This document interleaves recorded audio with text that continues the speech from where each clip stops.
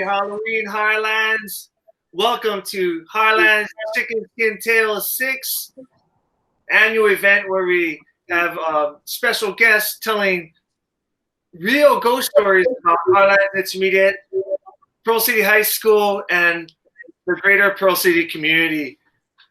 Today we have some special guests. We have Mr. Barry Villamil from mypearlcity.com, and we have Lopaka Kapanui. We're so excited, so why don't we just get started? So, just so you know, everywhere in Hawaii is haunted. Some of you guys just don't even know about it. There's so many ghost stories about your elementary schools, Highlands Intermediate, Pearl City High School, and beyond. And we're here to tell you a few of those stories today. So to kick things off, everyone, I want to introduce you to Barry Villamil, who is a 50-year Pearl City resident. He attended Pearl City Elementary School, Highlands Intermediate, and then went on to Pearl City High School. So without any further ado, Mr. Barry Villamil. Hello. First, I want to say I'm not sure if Mr. White knows that there's a creature behind him ready to attack him. So there you go. Okay. He knows about it. I just wanted to make sure you're safe. Okay. First of all, class of HIS 73. Go. Anybody in the house? 73. I guess not. That's pretty old. But I got a really good story when I was growing up about Highlands Intermediate School. When I grew up, there were so many. When I was going there, so many ghost stories about the school. But I have one up close and personal that just to this day still scares me. So here we go. Back in the day when I was going to school, we had a bunch of mischievous people or gangs used to cruise our streets at night and cause trouble to anybody they see on the street. So if you're walking on the street as a kid at night, you had to be careful what time you're out. But I used to live by the Our Lady of Good Counsel Church and used to travel across to other side of Pearl City to visit friends and spend the night at their houses. And every once in a while we would stay together. And there's one auntie I had, my friend auntie would tell us the spookiest Hawaiian story. So one night I decided, you know what, I want to go home. I was between 8th and 9th grade, and I said, it's midnight, and I said, I'm gonna run home. It's probably about a mile away. And I hit it out. I left the house and I just started. I used to run cross country, so I figured I can do this. So I was running up Holaulea when I got past the school, and this car passed by and yelled at me and said, "We're gonna get you! We're gonna get you!" So I ditched it into the school. So I'm going along the hallway past the administration building, which was spooky as heck because in those days it was pitch black. So I was heading towards the basketball court. When I was crossing that hallway by C building past the administration building, I was kind of trucking through, and then I heard this wind come through the hallway, and then somebody went "Ooh!" and I went, "Oh my God!" So I sprinted up through the school, up to the basketball court, up onto the street, past the rec center, and all the way home, and just totally scared out of my wits. I got in the house, and my mother, "What are you doing home?" And I said, "Well, I just wanted to get home because of what happened." She said, "Don't ever do that again." So I was thinking, God, this is crazy. So the next weekend, I'm back at my friend's house again, and I was telling them the story, and they're going, no way. We're all intermediate, just got out of Highlands Intermediate. That didn't happen. So again, I told my buddies, I'm going to go home. He goes, I'll go with you this time and show me where it happened. So we're trucking along. We're going up Holaulea. We turn into the school. We're walking through, and I said, "Wait, stop right here. Let's kind of take a look around the corner." So when we looked around the corner, there was just a kind of a little bit of sound. There was something going on.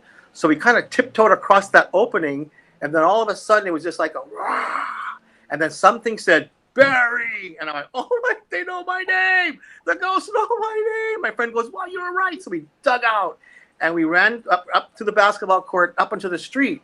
So we're going. His car comes along, and I go, "Oh no!" Then the car slows down, and I go, "Oh, we're in trouble." And then the person goes, "Hey, get in the car." So I thought, "Oh no, they're gonna try and whatever." So he goes, I said, "No, we live right over here." And he goes, "Get in the car." And I go, "I'm sorry, man." We started running. He goes, "Stupid!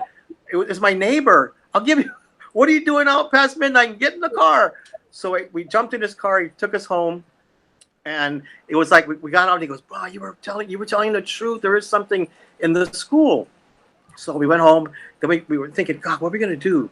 So how are we going to tell everybody about this? So went back, and then the next week we were at our friend's house again. We told him the story about it, and then one of the neighbors told us a story about Highlands Intermediate School, about that hallway, and about other parts of the school that are really, really, really, really spooky. So I thought, God, this is for real. So one day we're going through there, and then I'm looking at the guys. This one person told me, the teacher said, "I don't mean to burst your bubble, but the high school kids hang out in that hallway at night, and they play basketball all at after midnight. They're all talking story and hang out there and do certain things. So I don't think that was ghosts." So we thought, if that's the case, then we got to go investigate it again. We got to go check this out. So we came from the other side one night and came down to check it out, and there was kids hanging out in there doing whatever. But from the other side of the school, when we're leaving, the wind came through again, and it was voices again calling us. And then so we're confused of okay, what is it? Is it these kids hanging out, or is there really ghosts, right? So we're talking to our teacher. Said, no, in my classroom it happens, in that classroom it happens. So to this day, I don't know how scary, more funny than anything. That story always resonates with me about Highlands Intermediate School, and I go to the school to help with community service and stuff. And now you can't run through the school because they kind of fenced it off, where you can't go through the property anymore. So there's no way you can get through. So that's kind of like my story. When I go there to this day, when I go to the office, I think of those nights running through there and being scared, and then it reminds me of all the other. I mean, I got so many experiences about the other, like Pearl City High, Waiau Elementary, Beaches, that I like to share with you. Mr. White and I were talking about doing some type of PC ghost stories. So maybe later on in the future, I'll be able to share some of those stories that are really spooky at Pearl City Library that are in our community as well. But I want to thank you again for giving me the opportunity to tell my story in this really cool time of year. I love Halloween, and I just want to thank Mr. White for the opportunity to revisit that. We're going to have to have you back, Mr. Villamil, to talk about the 8 elementary schools that feed into Highlands Intermediate, because I'm sure they all have stories, and you can personally attest about Pearl City Highlands Elementary School right next to us about an experience you had.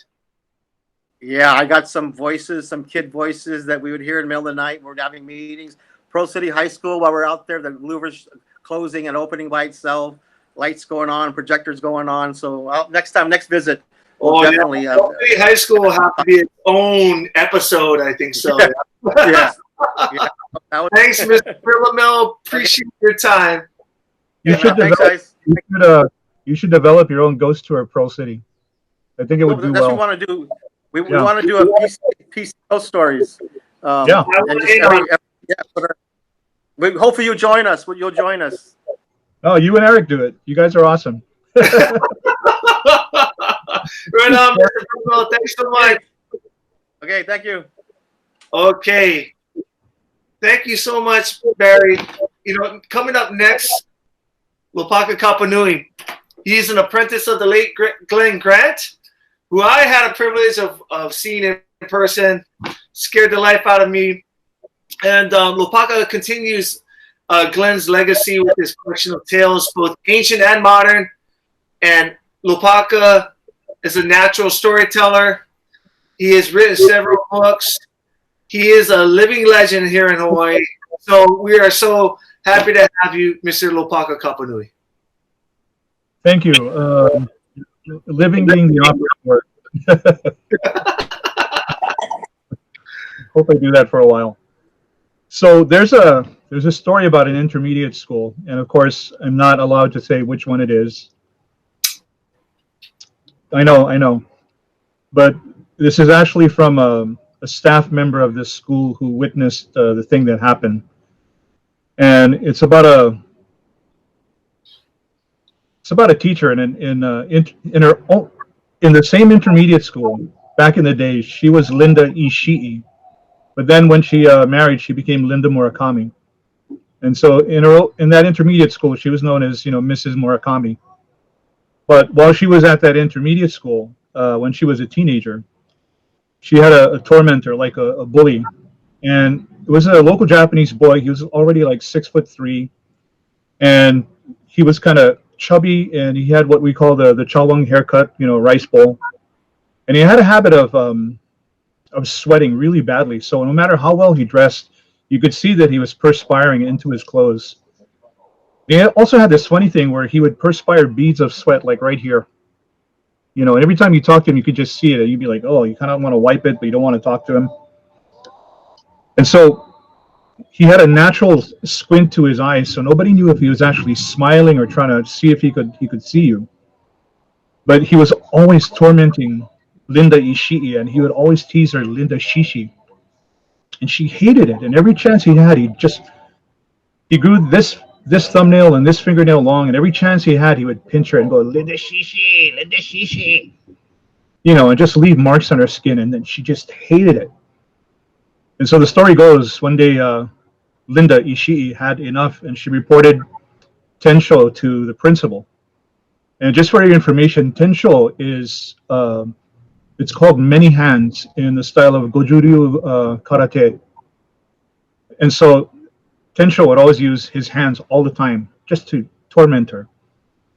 So she turns him into the principal, and he gets expelled. And so when the time is over that he's actually allowed to come back to school, Linda Ishii is worried because she thinks he's going to torment her even more or do things worse than previous. And so she and everybody else in the school was surprised to find out that he actually ended up taking his own life. And when they found him, they found a note that he pinned to his shirt that said, Linda Shishi no Ayamachi, which means all Linda Shishi's fault. So you can imagine what the effect that had on her as a teenage girl in intermediate school. But she goes to high school, college, gets married, and then becomes a teacher and teaches at many other different schools. But lo and behold, her last teaching job is at the old intermediate school that she went to. And she's a beloved teacher. All the students trust her. She's like their mom. And nothing really weird. She has vague memories of before, but nothing too much. The story goes that one day during a break in her class, Linda, now Mrs. Murakami, walks down the hallway to the soda and the snack machine. And she pushes the button for her Pepsi, which she gets. And then she pushes the button for her cracker, which she gets. As she's about to leave, she turns around and says, oh, no, I forgot my chocolate bar. So as she goes to put in the money for the chocolate bar, a hand comes over her shoulder and inserts 2 quarters and then presses for the chocolate bar. And she turns around like this, and it's that guy. It's Tensho. Tetsunori Tensho Tagawa, his whole name, right there. From all those years ago, leering at her, looming over her at 6 feet 3 inches tall, beads of sweat over here, the shirt soaked in perspiration. And he says, oh, Linda Shishi, Linda Shishi. Suddenly the whole school hears, ah! And they all run toward the soda and the snack machine. And there's Miss Murakami getting her chocolate bar, her Pepsi, her crackers. As she turns around to walk back to her class, everybody says, Mrs. Murakami, you okay? Yeah, why? Oh, we heard you scream like somebody was killing you. No, I'm fine. As she goes to leave, one of her students taps her from behind and says, Mrs. Murakami, how come your clothes all sweat, all soaked in sweat? And Mrs. Murakami turns around and goes, I'm not sweating. But over here are all the beads of sweat. True story from an intermediate school near you. Gee, I wonder. Wow. This was told to me by the Sasa of that school. I think I might know who that is. Yeah. So they actually had to go get her some help.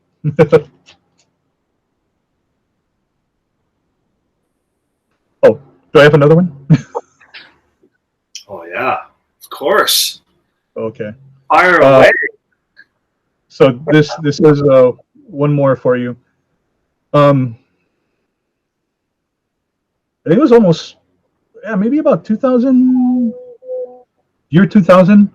I was called to Eva Elementary School on Renton Road. They had the statue of Abraham Lincoln in front of the school, and they wanted me to tell ghost stories.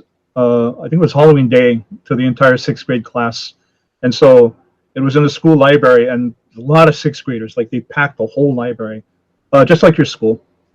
And so I'm telling them that, you know, in their area, in other villages, there used to be a boy named Fernando, and everybody felt bad for Fernando because the whole street, they could hear Fernando's mom yell at him in the morning and when he came back from school. Fernando! Fernando, when you go to school, you better go down the Renton Road. Oh, I find out you go the trail behind the school. Oh, I give you licking. And same thing when Fernando would come home. Fernando! Oh, I hope you never go the trail behind the school for come home. I find out, licking for you. Poor thing, Fernando. Every day like that, going to and from school. Fernando! The neighbors couldn't stand it. So one day during recess, 1 second, something fell down back there.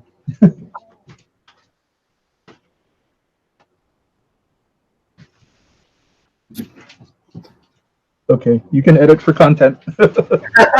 No, it's fine. One day during recess, Fernando goes to this forbidden place because it's only where the sixth graders play. And it's at the back of the school where there's the big jungle gym. And he breaks the protocol, the rule of the school, and he goes right up to the bottom of the jungle gym. And there's all the sixth graders sitting on top. And he says, "Hey, sixth graders, I'd like to ask you one question." And so the sixth graders thought that fourth grade Fernando was pretty brave to just come up like that. So they said, "Oh, come, Fernando."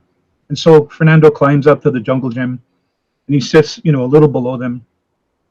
He says, "You know, every day my mother yell at me, I cannot go the trail behind the school for come school, and then I cannot take the trail behind the school for go home.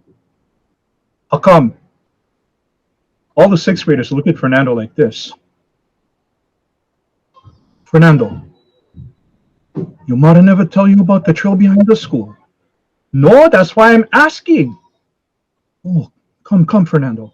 And they all climb down the jungle gym with him, and they take him to the very back of the playground. And they tell him, "Fernando, it's not the trail behind the school. You see that banyan tree over there? Yeah.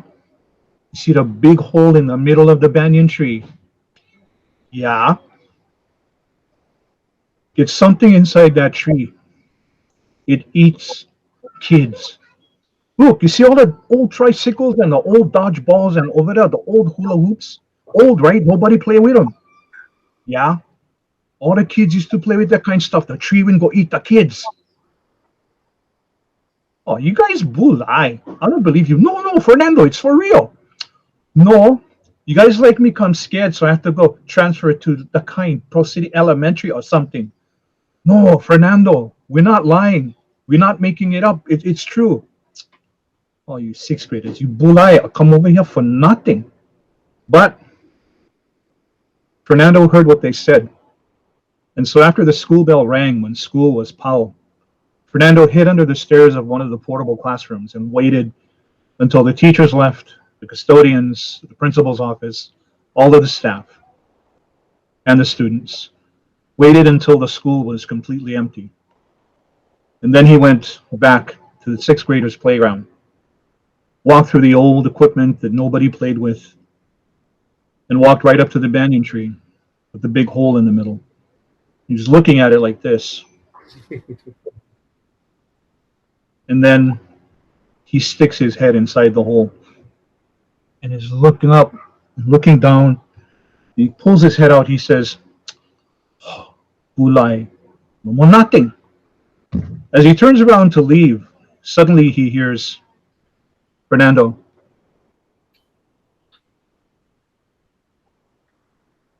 Fernando." He realizes the voice is coming from inside the hole of that huge banyan tree. He sticks his head inside the tree. Nothing. As he goes to leave again, he hears the voice, "Fernando, Fernando." He turns back around, stands in front of the tree, sticks his head in the hole again.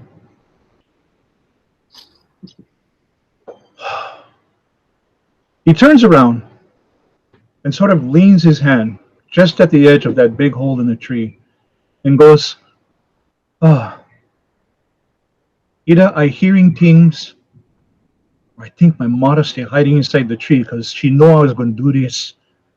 And he sticks his head in the tree and says, "Ah, Ma, I caught you!" Nothing in the tree. Hand still on the side of that big hole, he says, "Oh." And all of a sudden, this hand with scales and this gooey substance on it comes out from the hole and places its hand on Fernando's.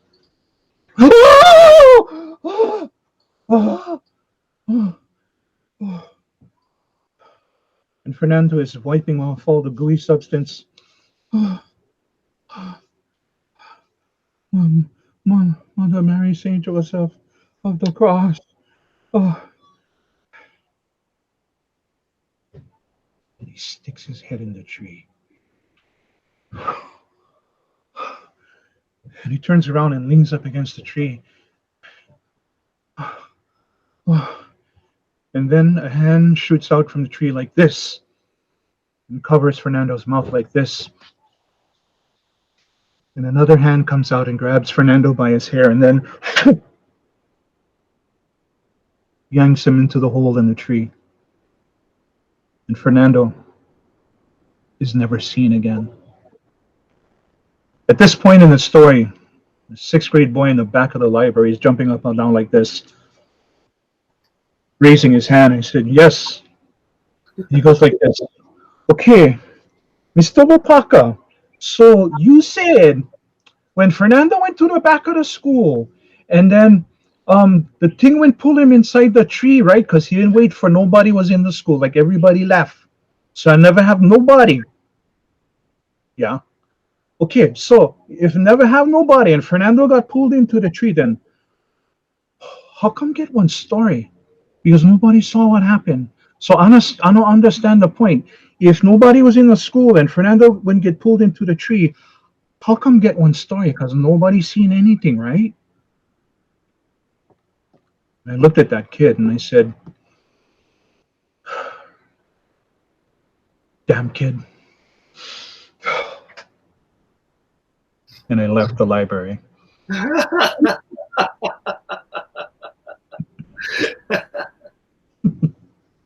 Because it's smart.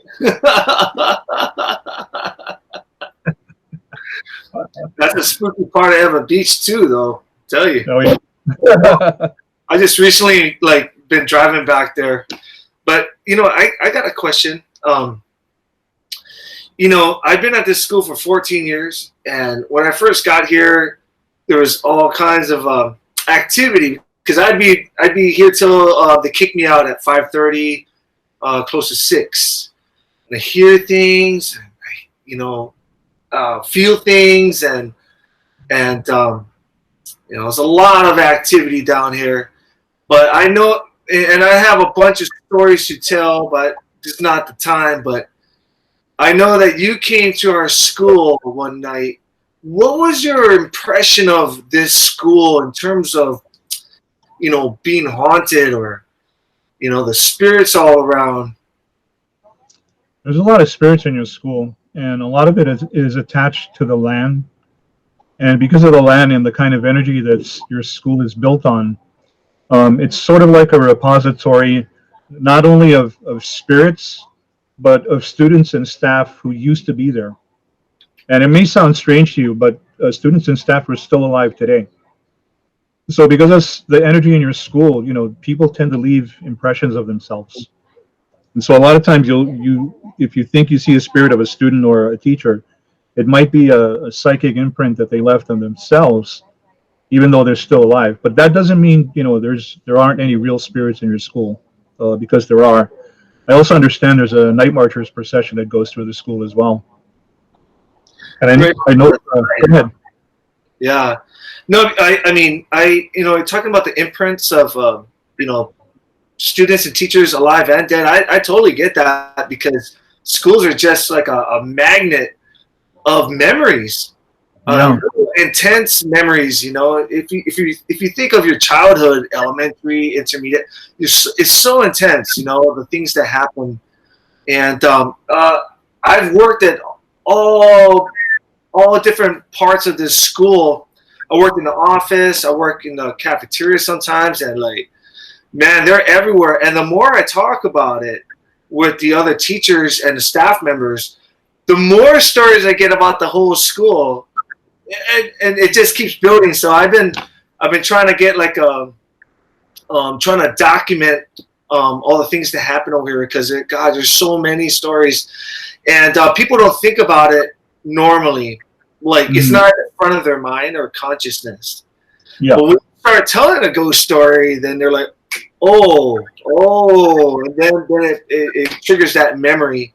So from A building to B and D building down to the office, cafeteria, library, man, there's so many ghost stories about Highlands Intermediate.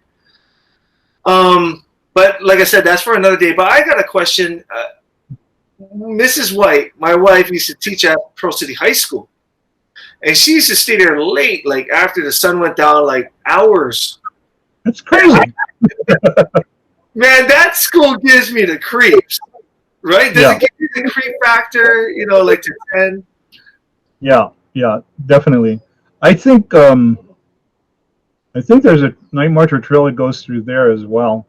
And I know there was a heiau up there somewhere, and they keep saying it's that theater. Where's that theater? Half a mile or so behind Pearl City High School? No, it's right there. It's it's literally right there. Yeah. But I think above the high school was the old Waimano home. Yeah. And I know there's a cemetery there as well. Yeah.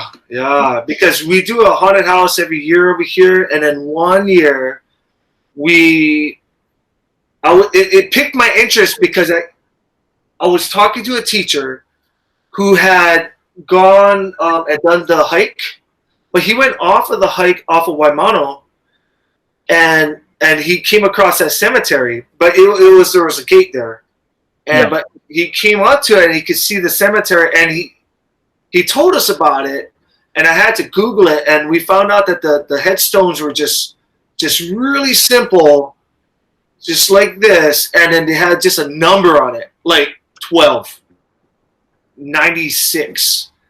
And we were like, what? And we Googled it, and we found it. There was a guy, a blogger, and he broke into that area, and he took pictures of the tombstones and the old Waimano home. Parts of it are still that area that's used by all kinds of people. If you get to the gate, City High School, there's a gate with a guard shack, and they'll let you up. I know guys that work for HECO, they go up there to work on stuff, and there's other government agencies up there, which makes it even more creepy. But the actual old Waimano home for the disturbed individuals, that is still there, and it's totally one of those abandoned places. I don't know when they abandoned it, I forget, but this guy went in there and took pictures of everything, and it was so spooky. There was a picture of a padded room, literally a real padded room, and there's drawings from kids, and it's all overgrown. Oh my God, it's so creepy. So we used those stories and those imagery, that imagery, and we made a haunted house that year. We called it the Ghost of Waimano. and they went through it, and they went through the asylum, basically, and they ended up in the cemetery. It was so cool to actually tie the haunted house to something real here in our community. Pearl City is such a densely populated place. I don't see why you guys wouldn't do like a ghost tour or something. If you're doing it on behalf of the school, I don't know, you take the money and donate it to the school or whatever. But there's so much history just in that one place. Like the Walmart is haunted, the Twin Towers next to Sam's Club. Leeward Community College is built on an old hail. There's just tons of stories in Pearl City. Mm-hmm. Yeah, but do you have pictures of that stuff the guy took at Waimanu home? No, it was on the internet, and this was a haunt we did, an early one I did maybe about 8 years ago. But I will look up. I'll research it and I'll send you a link. But man, there's nothing more spooky than real stuff, to know what used to go down. Okay, and on top of that, if you talk to the old-time Pearl City high school teachers up there, they'll tell you stories about how they're not called inmates; they're called Residents. The residents. Thank you. Sometimes the residents would get out. Oh man! And they run through the school, and it was still going back then. So there's so many stories, and especially about that area. And I know, I just know, but being in Pearl City High School at nighttime is so creepy. It's up in the mountain, and you got that wind blowing through the hallways,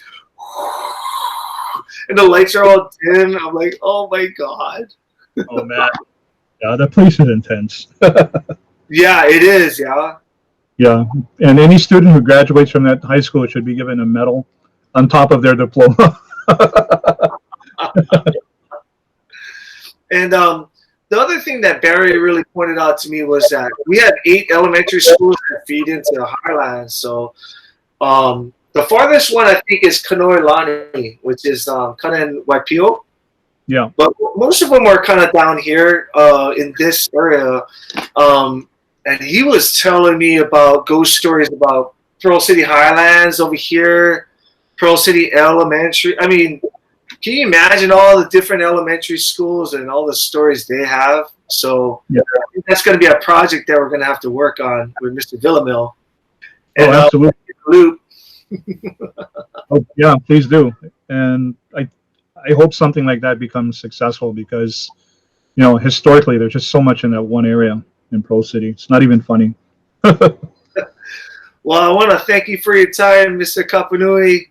And I'll see you next Halloween for Chicken Skin Tail 7. Yeah, mahalo. Thanks, and have a good weekend, and happy Halloween. You too. Aloha.